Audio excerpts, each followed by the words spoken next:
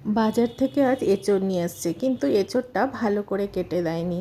এবার আমি এটাকে ভালো করে বেছে পরিষ্কার করে নেব, নিয়ে তারপর একটু সেদ্ধ করে হালকা সেদ্ধ করে নেব এদিকে।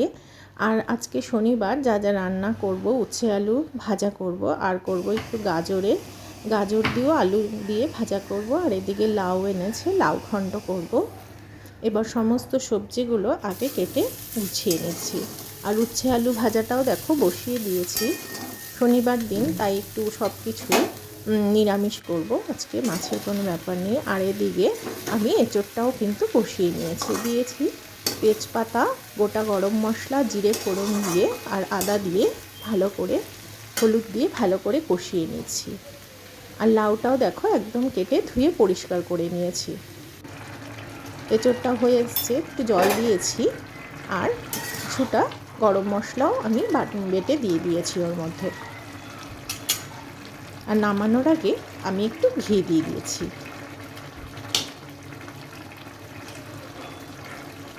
এখন নতুন এঁচোড়ে একটু ঘি আর গরম মশলা দিয়ে করলে খেতে কিন্তু বেশ ভালোই লাগে।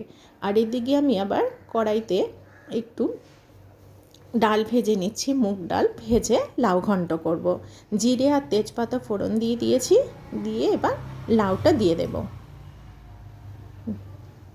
আর স্বাদ মতো নুন আর মিষ্টি দিয়ে দিচ্ছি।